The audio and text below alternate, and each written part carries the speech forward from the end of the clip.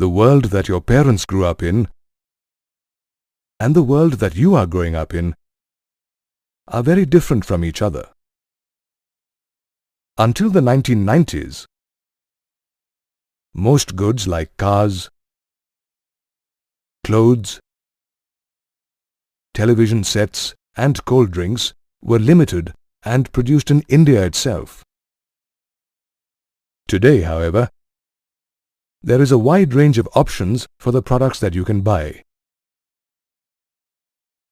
From clothes to cold drinks, cars to television sets, and almost everything else, the choice is immense.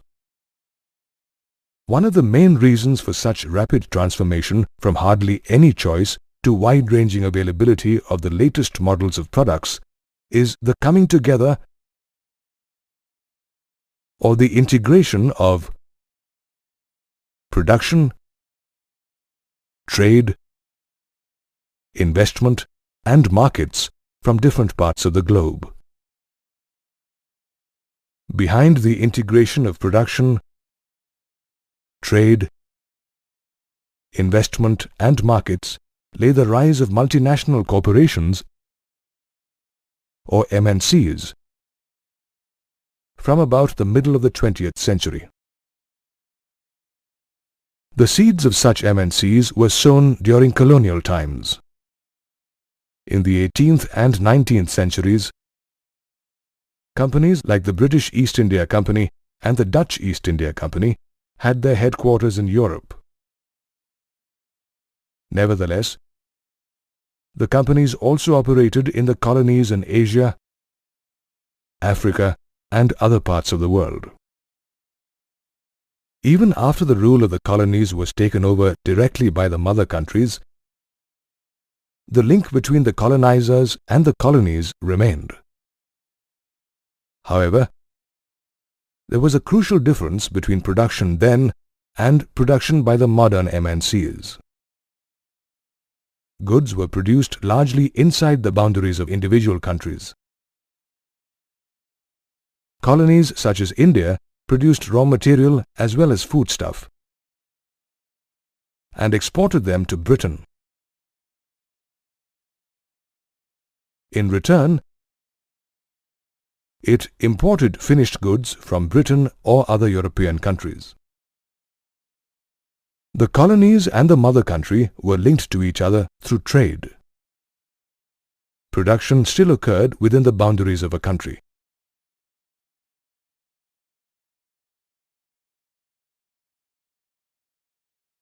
With the independence of the colonies in the 1940s and the 1950s, this link between production and export of raw material and the import of finished goods continued. A new type of company, known as the multinational company, arose in the developed nations of North America, Europe, and Japan. They wanted to spread to areas where they could produce their goods cheaply and find markets for them. Countries in Asia, Africa, and Central and South America were the ideal places for these MNCs to set up offices and factories. Labor and other resources were cheap. The markets were large, and the chances of earning profits were huge. Initially, however, the indigenous production in these countries of Asia, Africa, and South America was protected through trade and other barriers. However, most of these countries gradually liberalized their policies, just like it happened in India in the 1990s. After liberalization, MNCs were able to enter Asian, South American, and African countries to exploit their cheap labor and large markets. Thus began a process of globalization, where the MNCs produced and marketed their products globally, often separating the process into small portions. For instance, a company may manufacture its basic components in an area where labor is cheap. It may assemble the goods at another location that is close to the developed markets. And it may have its call centers at a location where English is already a spoken language. By having access to cheap labor and resources and using the spread-out method of production, MNCs can produce their goods at half the cost that they would have otherwise. This means that they make enormous profits. There are many factors that MNCs take into account while setting up factories and offices for production in a country. MNCs look for proximity to markets where they can sell their products. Another major factor is the availability of cheap labor, both skilled and unskilled, that MNCs can employ in the factories. MNCs also take into account the availability of other resources like raw material and infrastructure like transport, electricity, and banking facilities when they put up factories in a country. MNCs may also be more comfortable in countries where they can influence the government's policies in their favor. Did you know, before the Indian government adopted a policy of liberalization in 1991, most MNCs were not allowed to set up their offices and factories in India. Once assured of markets, labor, other resources, and favorable policies, MNCs then set up offices and factories.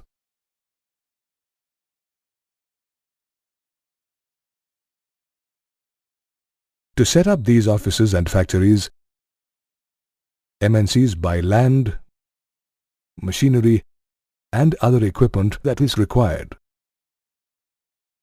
This is known as foreign investment. MNCs invest in foreign countries because they hope to make profits. MNCs follow several modes of foreign investment in countries like India. MNCs sometimes collaborate with local companies. In such partnerships, MNCs benefit from the local knowledge and contacts of the local company. The local companies, on the other hand, benefit from the investment as well as the latest technology that MNCs bring with them.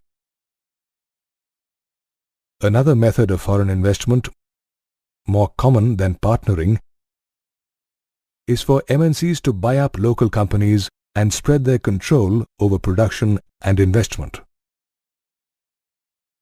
In this manner, MNCs move into and expand the local company's existing production base, contacts, and markets without having to begin from scratch. A third channel that MNCs use for foreign investment is to place orders with small local producers. MNCs invest in small producers who make and supply the products to them, who then sell it under their banner. Globalization has influenced the Indian economy since 1991. Let us review its effect on consumers, producers, and those who work for the global sectors. Consumers have largely benefited from globalization. Producers of goods, in order to be viable, have had to compete with each other to the benefit of the consumers. This has resulted in lower prices and a greater choice of goods.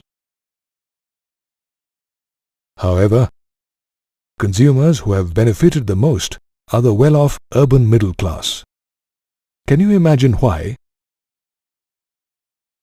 The well-off sections of society are the ones who can afford to buy the kind of consumer goods that are available in the market today. As a result, their lifestyle has changed dramatically. If we assess the impact of globalization on producers, we find the result to be mixed. Some producers have benefited immensely, while others have suffered at the hands of globalization. MNCs are one set of obvious beneficiaries. They have posted tremendous profits and invested more and more in India in the last 18 years. MNCs' investment and production has largely been in the consumer goods sector like automobiles, electronic items, fast foods, cold drinks and mobiles. Some have also invested in sectors like power or services like banking. MNCs have also benefited as they have been provided accommodation in special economic zones or SEZs with state-of-the-art facilities, a 5-year tax holiday, and flexible labor laws in their favor.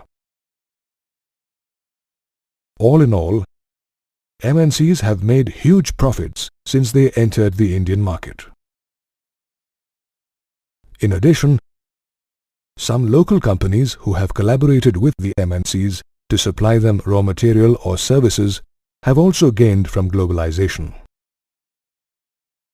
People who have found employment with MNCs or their allies have also obviously gained from globalization.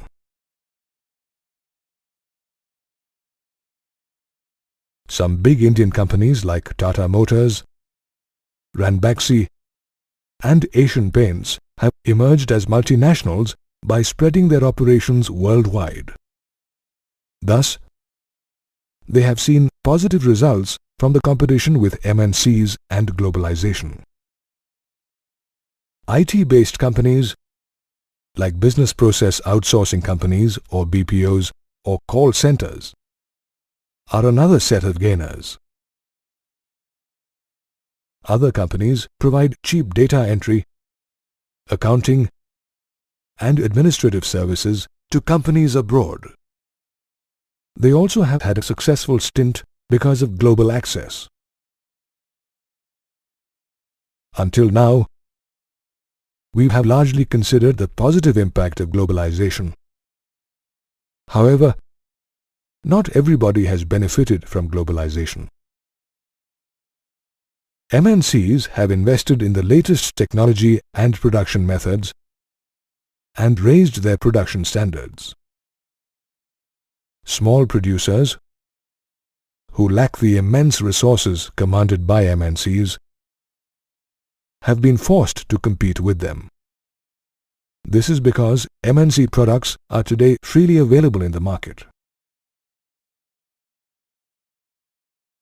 Some small producers who were hit the worst by MNC competition include dairy products, toys, vegetable oils, capacitors, batteries, and so on. Some of them have either left their production units or now produce at a fraction of their earlier capacity.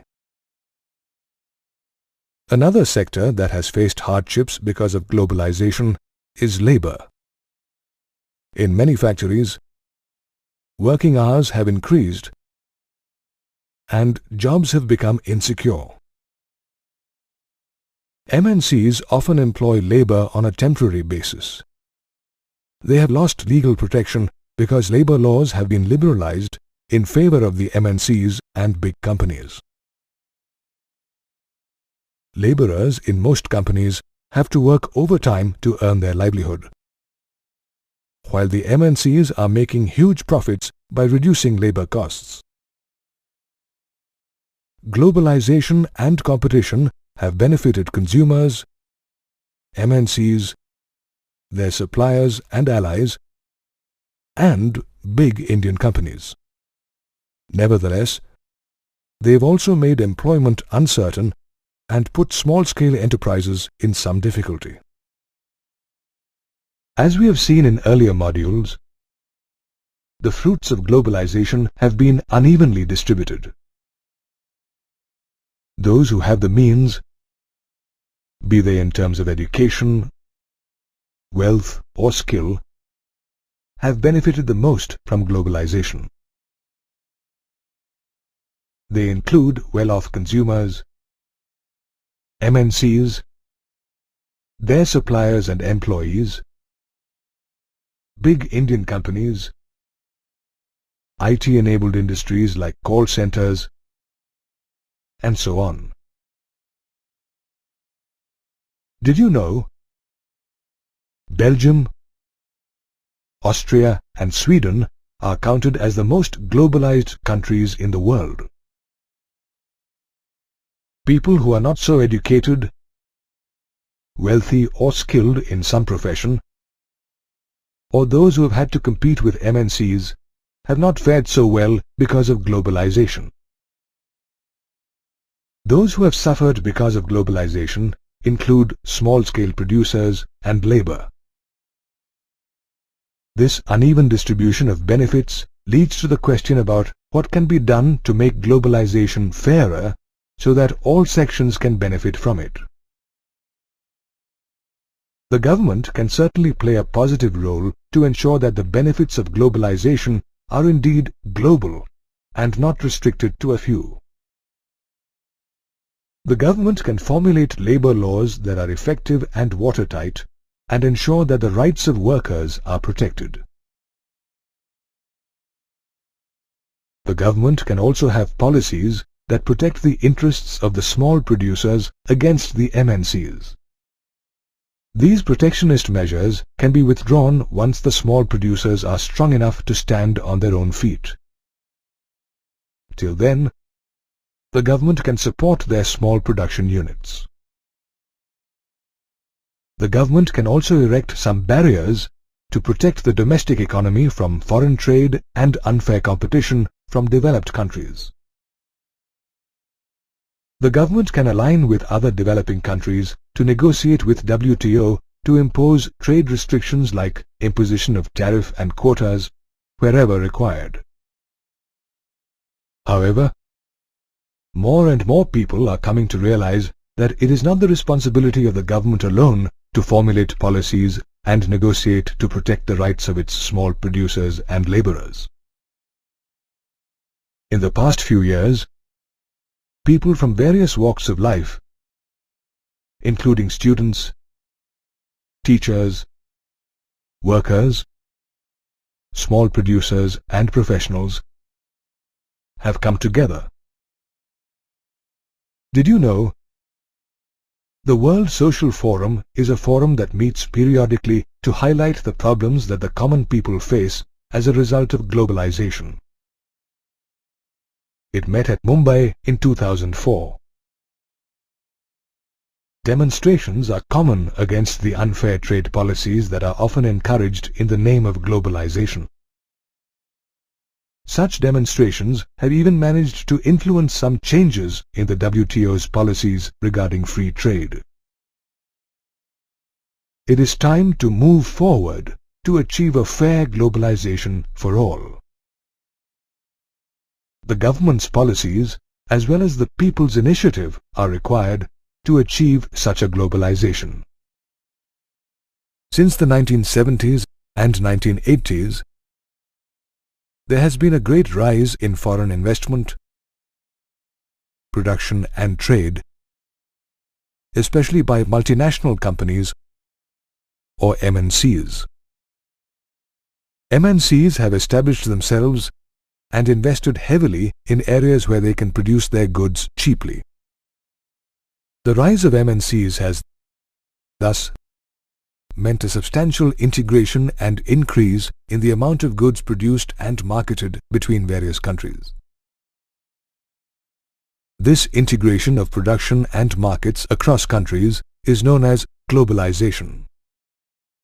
Some of the factors that have facilitated such globalization are the rapid development of technology, liberalization of policies, the role of organizations like the World Trade Organization or WTO, and the establishment of special economic zones or SEZs. There have been rapid strides in technology, especially in the fields of transportation, information and communication in recent years. The means of transport are more abundant. Goods carriers are faster and are able to carry higher volumes of goods across greater distances. This means that bulk goods produced by MNCs can be exported faster at lower costs. Information technology has spread widely in recent years, and services like electronic newspapers and call centers to serve MNCs are a common factor in today's world. Sophisticated communication facilities like the Internet, electronic mail, and voicemail have made sharing of information much faster. Therefore, technologies have connected the whole world and made globalization easier. Apart from the rapid rise of technology, liberalization in the policies of the government has also been a major factor that has aided globalization in countries like India. After independence, the Indian government had deliberately set up trade barriers against the import of foreign goods and investment. This was to protect the newly emerging Indian industry against foreign competition.